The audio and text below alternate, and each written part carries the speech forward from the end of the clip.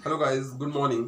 आज की वीडियो में हम पढ़ने वाले हैं अनंत लंबाई के एक समान आवेशित सीधे तार के कारण वैद्युत क्षेत्र, which is really very very important topic.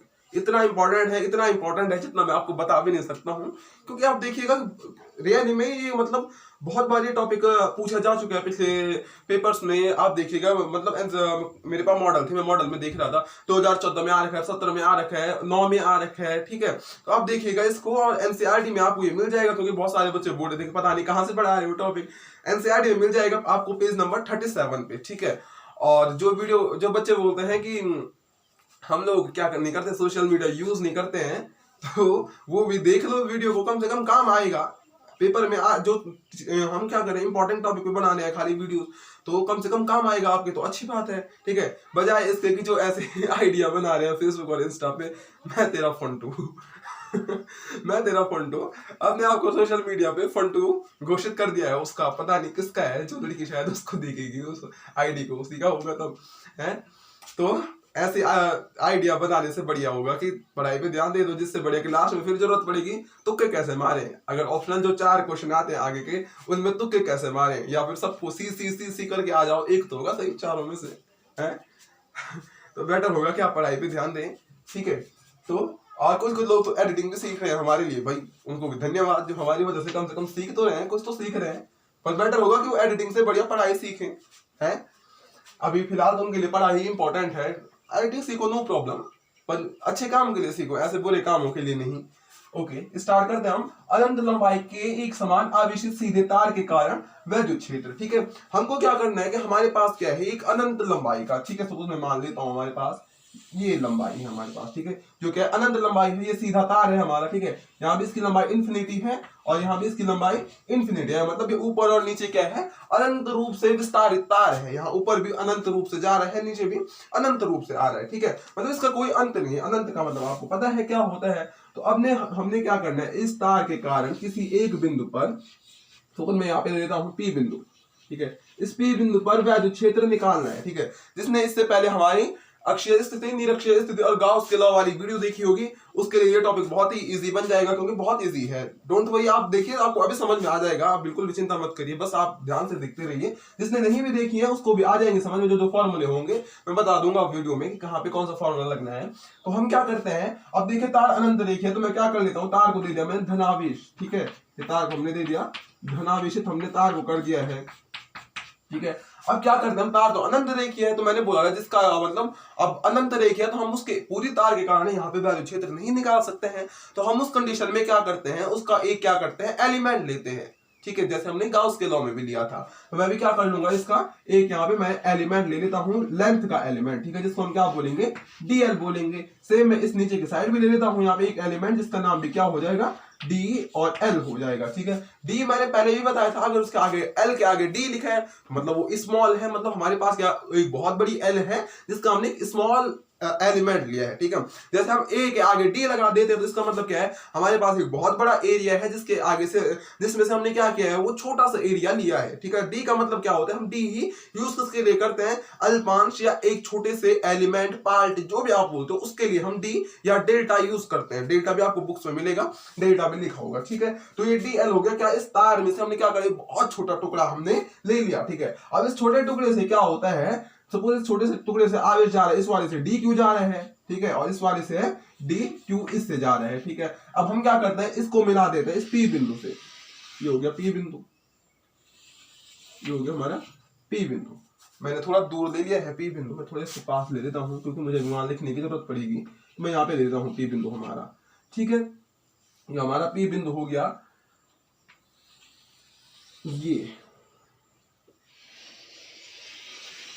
आप दूर ले सकते हो, क्योंकि मैंने क्या किया है, मुझे वहां लिखने की जरूरत पड़ेगी, तो इसलिए मैं थोड़ा पास ले रहा हूं। तो अब मैं क्या कर देता हूं, इस पे एक डाल देता हूं लंब, मैं डाल देता हूं इस पे एक लंब डाल दिया। ठीक है, ये लंब डाल दिया, एक लंब डाल देते हैं इस पे, ऐसे में घटक करने के लिए भी डालते हैं। ठीक है, एक लंब डाल दी। अब देखिए हमारा क्या होगा, वैद्युत क्षेत्र उत्पन्न होगा कहां पे, इस पी बिंदु पे। इसका नाम रख दिया हमने क्या, पी बिंदु रख दिया। ठीक है, हमको वहीं पे वैद्युत क्षेत्र की तीव्रता भी निकालनी है। ठीक है, तो हम क्या करते हैं, हमने देखे थे घटक पढ़े थे, क्योंकि अब हमारे यहाँ पे बहुत सारे घटक हो रहे हैं, बड़े बड़े घटक, लंबे लंबे घोड़े, छोटे छोटे घोड़े हैं करत अर्जुन में। तो ये हो गया हमारा एक घटक। ठीक है, ये इतना नीचे वाला, ठीक है। एक क्या हो गया, एक हमारा यहाँ बन गया और एक बन गया हमारा ऊपर 90, मैंने पहले ही बताया था आपको 90 डिग्री वाला ये बनता है, ये ऐसा, ठीक है। सपोज ये एक्स एक्सिस है, ये वाई एक्सिस है, ठीक है। इसके मैं घटक कर दिए दो, कोण हमारा सपोज ये है, तो मैंने बोला कोण के साइड वाला कॉस थीटा होता है, कोण से दूर वाला साइन थीटा होता है। बहुत अच्छे से समझाया था निरक्षीय स्थिति में, आप उसको एक बार जरूर देखिएगा, ठीक है, इस वीडियो के बाद। तो हम क्या कर देते हैं, अब देखिए अगर मैं सपोज लेता हूं इस नीचे वाले घटक के लिए, ये नीचे वाला है, तो सपोज मैं एंगल लेता हूं ये वाला, इस वाले को मैं अगर थीटा मानता हूं, तो कोण के साइड कौन सा घटक है, ये वाला है ना, तो ये क्या हो जाएगा हमारा डीई कॉस थीटा हो जाएगा, डीई कॉस थीटा।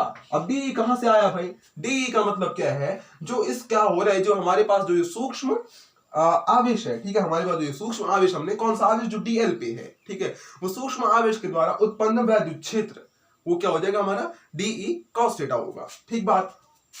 और नीचे वाला क्या होगा, नीचे वाला क्या होगा, एक तो ये हो गया हमारा, और नीचे कोण से दूर वाला क्या होता है आपका साइन थीटा होगा, और वो भी कैसा होगा, डीई साइन थीटा। डीई का मतलब क्या है, ई से जो हमारे सूक्ष्म आवेश है उसके द्वारा उत्पन्न वैद्युत क्षेत्र है, ठीक है। सेम ऊपर वाले घटक के लिए लेते हैं, नीचे वाला दबाइए, ठीक है, ऊपर वाले को देखिए, अगर मैं एंगल लेता हूं ये वाला, ठीक है, थीटा सपोज हमारा ये है, तो ये हमारा ये वाला क्या हो गया, ये वाला घटक ये भी हो जाएगा हमारा डीई कॉस थीटा हो जाएगा, और ये ऊपर वाला क्या हो जाएगा डीई साइन थीटा। अब ये मत बोलना कि इसमें प्लस माइनस क्यों नहीं आया, ठीक है, हमने जब वो किया था निरक्षीय स्थिति, तो उसमें क्या पढ़ा था, वो वैद्युत द्विध्रुव था, ठीक है, क्योंकि वैद्युत द्विध्रुव क्या होता है, उसमें हमको क्या चाहिए होते हैं, अपोजिट आवेश चाहिए होते हैं, ठीक है। और इसमें क्या है, इसमें एक ही प्रकार का आवेश है पूरे तार पे फैल रखा, और ये हाँ, और ये गाउसी के लॉ का क्या है, ये एक अनुप्रयोग है एनसीईआरटी के अकॉर्डिंग, पहला अनुप्रयोग है, और कुमार मित्तल में देखेंगे आप शायद तीसरा चौथा अनुप्रयोग है ये, ठीक है। तो आपको आई होप पूरा डायग्राम समझ में आ गया होगा, ठीक है। अब देखिए यहाँ पे ये हो गया हमारा, ये हो गया, ठीक है, दो हमारे क्या हो गए यहाँ पे घटक हो गए हैं। अब देखिए डी साइन थीटा और डी साइन थीटा परिमाण में एक दूसरे के बराबर होते हैं, ठीक है, ये क्या है, परिमाण में एक दूसरे के बराबर है, दैट्स व्हाई ये क्या कर देंगे, एक दूसरे के प्रभाव को निरस्त कर देंगे। पढ़ा था हमने कहा, निरक्षीय स्थिति में, यहां भी सेम होगा, परिमाण में समान है, इसलिए एक दूसरे के प्रभाव को क्या कर देते हैं, निरस्त कर देते हैं ये दो, ठीक है, ये अच्छे लोग। अब हम क्या कर देते हैं, यहाँ पे एक मैं क्या कर लेता हूं, इस डिस्टेंस को मान लेता हूं मैं, यहां से यहां तक की डिस्टेंस मान ली, पी बिंदु तक की स्मॉल आर, ठीक है। अब हम क्या करते हैं, इसको रखते हैं हम बेलन के अंदर, ठीक है, ये पूरा जो हमारा ये भाग है, ठीक है, मैं इसको रख देता हूं, ये है हमारा ऐसा, और जो आपको एनसीईआरटी में मिलेगा ये वहां बना हुआ है,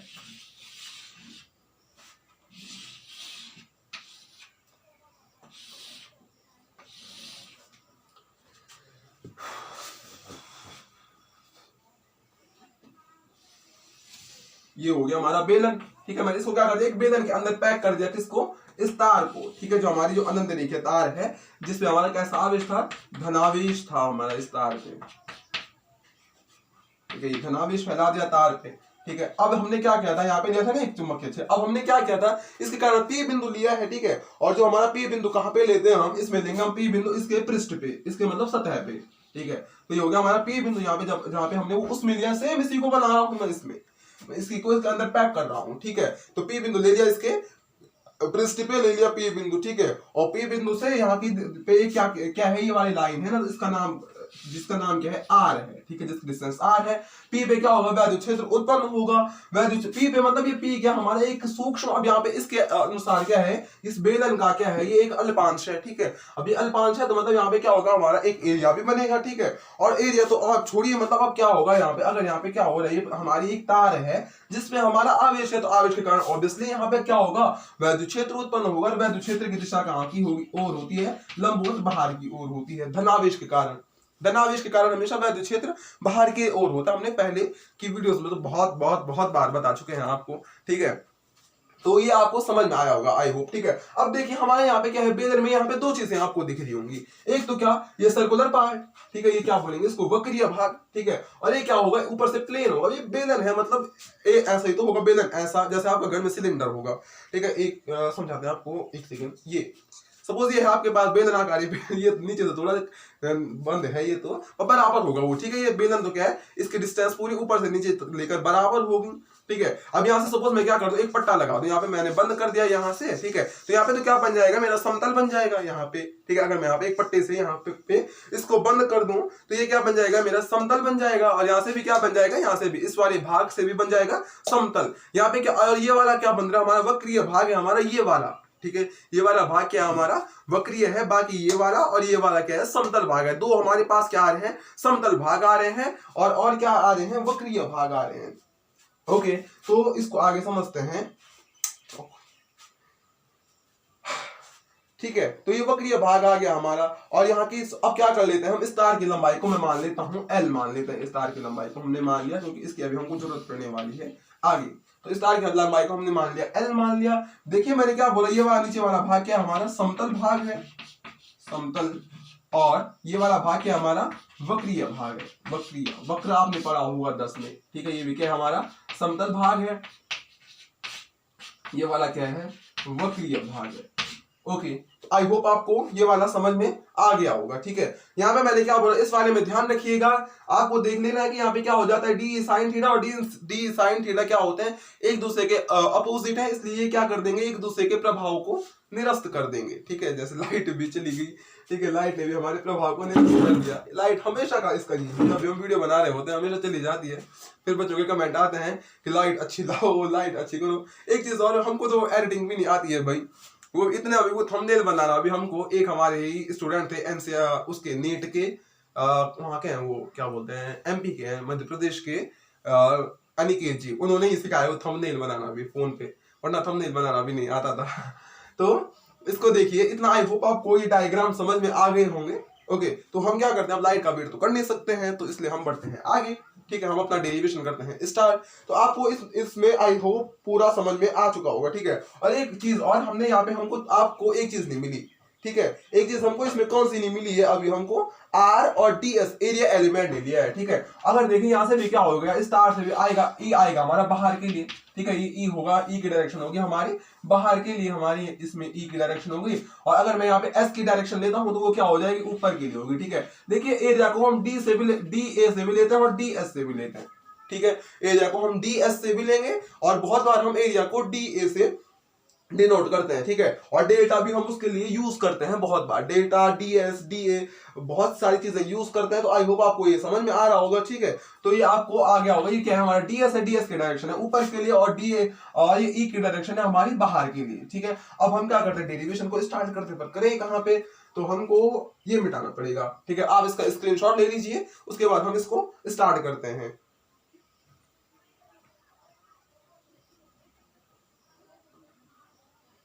ओके, तो कौन सा मिटाऊं, ये वाला क्यों वाला, इसमें याद रखिएगा, अब ये समतल है, समतल वक्र, इन चीजों का याद रखिएगा। ये वाला मिटा देते हैं, यहाँ से स्टार्ट कर देते हैं हम। तो अब हम क्या करेंगे, अब निकालेंगे हम फ्लक्स, ठीक है। हमेशा याद रखिएगा, फ्लक्स एक बार निकालेंगे हम क्या, डेफिनेशन से जो हमारा फॉर्मूला आता है, और दूसरी बार में हम फ्लक्स निकालेंगे कहां से, गाउस के लॉ से, क्योंकि आपको पता है गाउस के लॉ में भी हम फ्लक्स ही निकालते हैं, ठीक है। तो आपको गाउस का लॉ भी पता होगा क्या होता है, करवा रखा है वो, ठीक है। और डेफिनेशन से भी आपको पता है फ्लक्स का फॉर्मूला क्या होता है, ठीक है। तो हम करते हैं टॉपिक को स्टार्ट। तो हम पहले क्या निकालते हैं, परिभाषा से निकालेंगे। अब परिभाषा से क्या निकलेंगे, हमारे दो प्रकार के फ्लक्स निकलेंगे, एक वक्रीय का अभी जो दिखाया था, और ये क्या होगा समतल भाग का, क्योंकि तार तो पूरे अंदर से जा रहा है ना। और फ्लक्स क्या होता है, जो उसको जितने भाग से जाने वाले वैद्युत क्षेत्र की माप होती है, ठीक है। तो हमारा पहले क्या करता हूं मैं, परिभाषा से,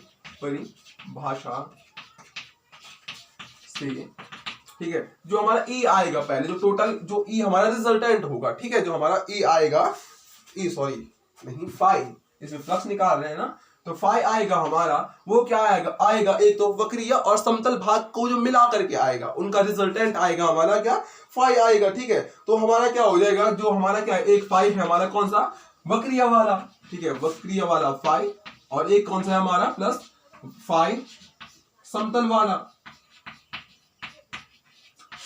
ठीक है। और फाई इज इक्वल टू क्या होता है हमारा, देखिए फाई का फॉर्मूला होता है ईडीए कॉस थीटा, ईडीए होता है, वैसे ईडीए होता है, ठीक है। अब यहाँ पे हमने एस माना है तो एरिया हमारा यहाँ पे क्या बन के आ जाएगा, एस आ जाएगा, ठीक है। वरना ईडीए भी होता है और ईडीएस आप लिख सकते हैं। अगर आपने ईडीएस माना है ई डॉट डी एस हो जाएगा, ठीक है। डॉट प्रोडक्ट होता है इनके बीच में, ठीक है। हमारा एस है तो यहाँ पे हम एस मान लेते हैं, हमने एस माना है ना। अब देखिए एस है, अब हमको अगर डॉट प्रोडक्ट हटाना है तो क्या हो जाएगा, फाई इज इक्वल टू आ जाएगा हमारा E D S cos theta आ जाएगा, ठीक है। डॉट प्रोडक्ट के लिए हमने क्या करना है, हमेशा कॉस थीटा का यूज करना है, जबकि क्रॉस प्रोडक्ट के लिए हमने क्या करना है, साइन थीटा का यूज करना है, ठीक है। इतना आपको समझ में आ गया होगा। तो हम क्या करेंगे, अब यहाँ पे मैं सीधे नीचे वाला फॉर्मूला लिख देता हूँ, क्या बन जाएगा हमारा, phi is equal to E D S cos theta आ जाएगा, कॉस थीटा प्लस फाई, ये भी आ जाएगा हमारा E D S cos theta. अब ध्यान दीजिए, एक ये वाला कौन सा है हमारा,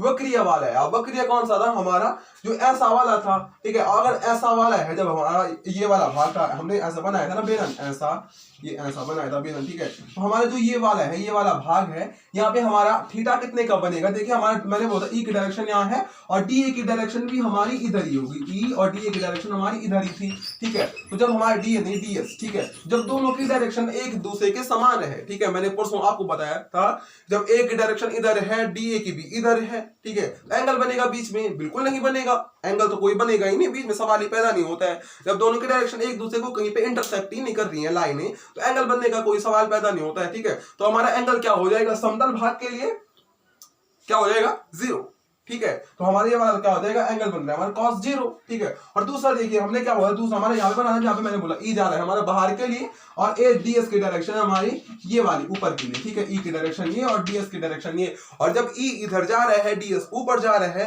तो उस कंडीशन में क्या हुआ, जब दोनों के डायरेक्शन, तो आपको मतलब समझ में आ रहा होगा, एक जब इधर जा रहा है और दूसरा हमारा ऊपर जा रहा है, तो एक दूसरे के क्या बनाएंगे, वो 90 डिग्री का एंगल बनाएंगे। मैंने निरक्षर स्थिति में भी आपको एंगल बनाने सिखाए हैं, ठीक है। अगर एक दोनों के डायरेक्शन समान है, ठीक है, तो क्या होगा, एंगल 0 का बनेगा। अगर सपोज हमारी ए की डायरेक्शन इधर है, ई, हाँ ई की डायरेक्शन, और दूसरा क्या हमारे पास डी ए, मतलब small element of area, D A का मतलब क्या है, एक क्षेत्रफल का छोटा सा भाग, ठीक है। तो ई की डायरेक्शन सपोज हमारी ये है और डी ए की डायरेक्शन हमारी ये है, तो ऑब्वियसली क्या बनेगा, एक सीधी लाइन बनेगी, और एक सीधी लाइन पे क्या बनता है हमारा 180 डिग्री का एंगल बनता है, 180 डिग्री का कोण बनता है। तीन ही प्रकार के कोण अभी तक आपको काम में आएंगे, अभी आपको ज्यादा के बारे में समझने की जरूरत नहीं है, बनेंगे भी नहीं अभी आपके पास, ठीक है। तो इन तीन को समझ लीजिए आप, कहां पे कौन सा एंगल बनना है हमारा, ठीक है।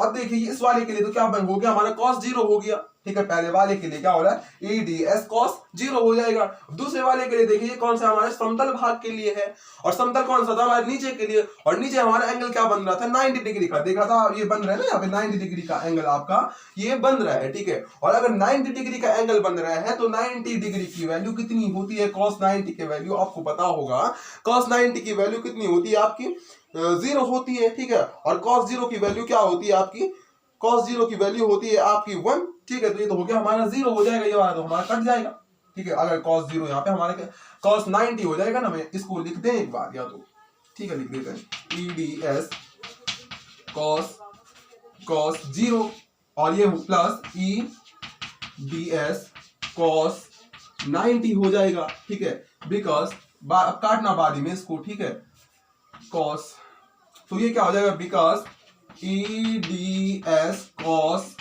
90 is equal to 0, therefore it will be 0। ये वाला पूरा पद हमारा 0 हो जाएगा, क्योंकि ये 0 से अगर हम ईडीएस का मल्टीप्लाई करेंगे 0, ये आंसर आना है। ये होता है हमारा 1, तो हमारे पास फाइनली हमारे पास बचा क्या यहाँ पे, ई डी एस cos 0 बच जाएगा हमारे पास, ठीक है। ये वाला हमारे पास बचा, जिसकी वैल्यू क्या होती है, 1 होती है, तो हमारे पास फाइनली क्या बच जाएगा, ई डी एस बच जाएगा, ठीक। cos 0 तो हो गया हमारा 1 और 1 1 जा ई डी एस 1 जा ईडीएस, ठीक है। तो इतना आई होप आपको समझ में आ गया होगा। देखिए बहुत ज्यादा डिटेल में समझा रहा हूं, आप बस अब इतना तो पता होना ही चाहिए कि cos इतने की वैल्यू कितनी होती है, इतने की वैल्यू कितनी होती है, ठीक है।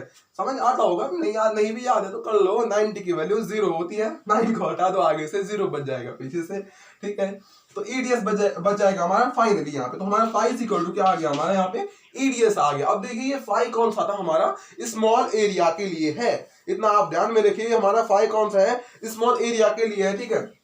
अब मैं सपोज क्या करता हूं, इसका इंटीग्रेशन करता हूं, ठीक है। इंटीग्रेशन में क्या करेंगे हम, ये तो हमारा कांस्टेंट है पूरे के लिए, वैद्युत क्षेत्र तो हमारे पूरे तार के लिए कांस्टेंट होगा, पूरे बेलन के लिए कांस्टेंट होगा। देयरफॉर मैं क्या कर लेता हूं, इस ई को ले लेता हूं मैं इंटीग्रेशन के बाहर, तो ये आ गया हमारा इंटीग्रेशन के बाद अंदर बचा हमारा कौन सा ds, और ds क्या है हमारा, ds क्या था हमारा एरिया था, ठीक है, एरिया था ना हमारा ds, मैंने बोला था ds को ds भी लेते हैं और da भी लेते हैं, ठीक है, तो ds तो हमारा एरिया है, और एरिया क्या होता है हमारा बेलन का क्षेत्रफल क्या होता है हमारा ds, integration of ds is equal to क्या हो जाएगा हमारा, बेलन का क्षेत्रफल क्या होता है आपको पता होगा, बेलन का क्षेत्रफल होता है 2 पाई आर एल होता है, ठीक है, तो हमारा क्या हो जाएगा सर्कुलर है ना ये 2 पाई आर एल हो जाएगा हमारा, ठीक है। देखिए खत्म हुआ है हमारा समतल वाला, हम किसकी बात करें, बेलन अभी भी हमारे पास बचा है, ठीक है, हमने सिर्फ कौन सा खत्म हुआ है इसका ये वाला पोर्शन नहीं कर रहे हैं हम, ठीक, किसके लिए निकाल रहे हैं, इस वाले पोर्शन के लिए निकाल रहे हैं जो गोला है, इस वाले ये जो समतल है यहाँ के लिए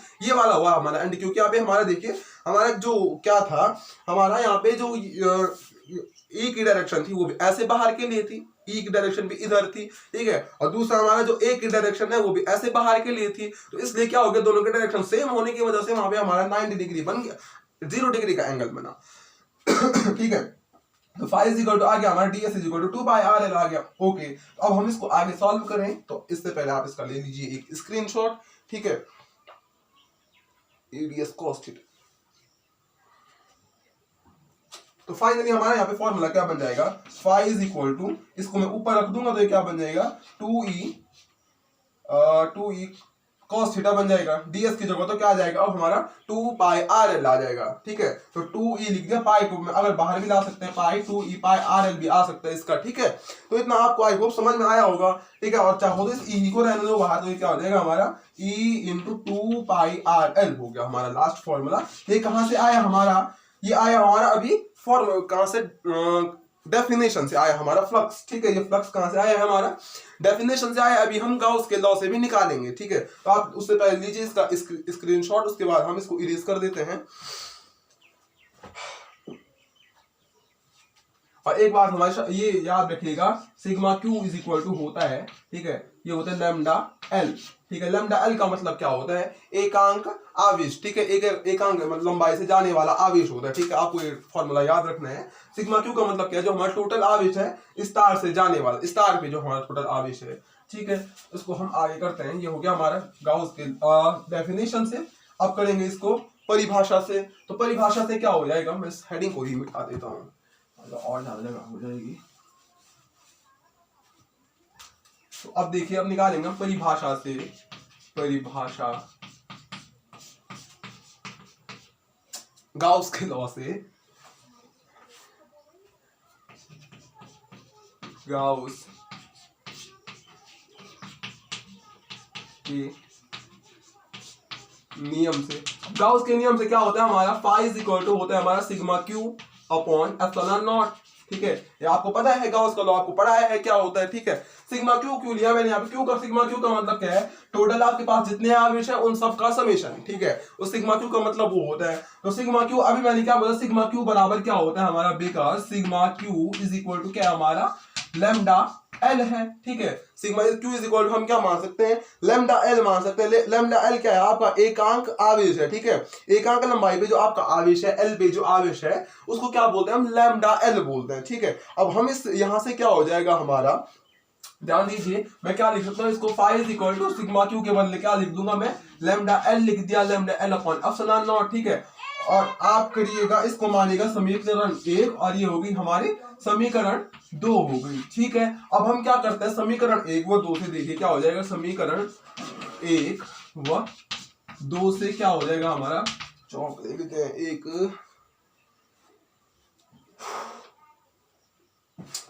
चौक यहाँ पे, चलो इसी से करते हैं, ठीक है। समीकरण 1 और 2 से हो जाएगा हमारा, देखिए ये वाला भाग क्या हमारा e into 2 pi R L is equal to lambda L upon epsilon naught है, ठीक है, इतना आपको समझ में आता है।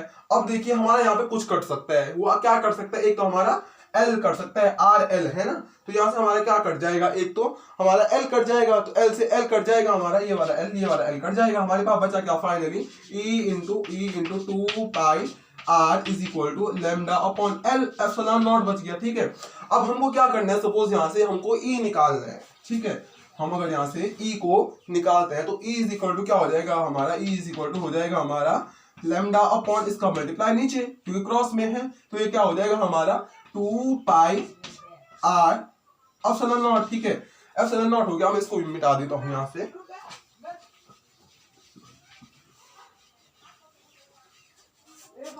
एप्सिलॉन नॉट हो गया। अब ये क्या हो जाएगा, ध्यान दीजिएगा यहां से। अब देखिए मैं इसको क्या कर सकता हूं, अगर मैं इसमें हर में भी और अंश में भी 2 का गुणा कर दूं, ठीक है, अगर मैं क्या कर दूं इसके 2 से गुणा करने पर, 2 से गुणा करने पर, ठीक है, तो ये क्या हो जाएगा, ऊपर अगर मैं 2 से गुणा करूंगा तो ये हो जाएगा E is equal to 2 lambda upon, नीचे क्या हो जाएगा, 2 में 4 हो जाएगा, 4 पाई एप्सिलॉन नॉट और R हो जाएगा ये, ठीक है। अब देखिए मैं क्या करता हूं, अगर मैं इसका देखिए इस पूरे का मैं यहाँ पे क्या मानता हूं, गुणांक मानता हूं 1, ठीक है। अगर मैं पूरे का गुणांक मान लूं 1 मान लूं, ठीक है, तो वो हमारा क्या हो, अगर पूरे का गुणांक अगर हम 1 मानते हैं, मतलब इस 2 पाई से भी आगे, तो हमारे यहाँ से फॉर्मूला क्या बन जाएगा, E इज इक्वल टू, देखिए यहाँ पे अगर 1 मानते हैं, ये इतना मैंने मान लिया 1, तो ये क्या आ जाएगा 4 पाई 1/4 पाई एप्सिलॉन नॉट आ जाएगा ये, ठीक है। अगर हम उसको 1 मान लेते हैं तो हमारा आ गया 1/4 पाई एप्सिलॉन नॉट, ठीक है। तो उसको हम क्या लिखते हैं, के लिखते हैं। 1/4 पाई एप्सिलॉन नॉट को हम शॉर्ट में के लिख सकते हैं, तो हमारे क्या बन जाएगा 2k upon lambda upon 2k lambda upon r बन जाएगा हमारा ये फाइनल फॉर्मूला, जो कि आपकी एनसीईआरटी में है। आपके एनसीईआरटी में इतना ही फाइनल इसको छोड़ा गया है, इस वाली फॉर्मूले। इवन एक ये भी आपका वहां आ रहा, ठीक है। तो 2 फॉर्मूले आपके आ गए यहाँ से, 2k लैम्डा अपॉन r आ गया, ठीक है। आई होप आपको समझ में आ गया होगा, ठीक है। और हम यहाँ पे सपोज एक चीज और करते हैं, अगर देखिए हमारे के तो कांस्टेंट है ही है, ठीक है, और लैम्डा को भी अगर हम कांस्टेंट कर ले, ठीक है, लैम्डा भी अगर हमारा कांस्टेंट आवेशी है वो यहाँ पे, तो हम क्या लिख सकते हैं, E हमारा क्या है, व्युत्क्रमानुपाती होता है r के, तो ये हमारा एक यहाँ से इसका रिलेशन भी आ गया, ठीक है। आई होप आपको वीडियो अच्छी लगी होगी, आपको टॉपिक समझ में आया होगा पूरा। बहुत मतलब बहुत ही नॉर्मल लैंग्वेज में, जैसे हम ऑफलाइन में पढ़ाते हैं वैसे ही किया है, ठीक है। कोई भी अतिशयोक्ति एडिटिंग वेडिटिंग नहीं करते हैं, इसलिए आप, आई होप आपको समझ में आई होगी वीडियो। और अगर समझ में आई है, टॉपिक अच्छा लगा है, तो प्लीज लाइक और कमेंट जरूर करिएगा। अच्छा तो क्यों लगना आपको, अच्छा तो किसको लगती है फिजिक्स, ठीक है, तो फिर भी आप कमेंट जरूर करिएगा। और आपको एक चीज मेरे को बतानी है, आपके लिए एक क्वेश्चन है आज के लिए, अक्षीय और निरक्षीय स्थिति में क्या रिलेशन होता है, आपको वो बताना है कमेंट सेक्शन में, ठीक है, कि अक्षीय और निरक्षीय स्थिति में क्या रिलेशन होता है। और जिसको भी नोट्स चाहिए हैं वो हमको व्हाट्सअप कर सकते हैं, फेसबुक कर सकते हैं, कहीं से भी मैसेज करिए, हम आपको फिजिक्स केमिस्ट्री बायो मैथ्स किसी भी सब्जेक्ट के अगर नोट्स चाहिए, चाहे बुक से चाहे हैंड रिटन, आपको प्रोवाइड करवा देंगे। Thank you.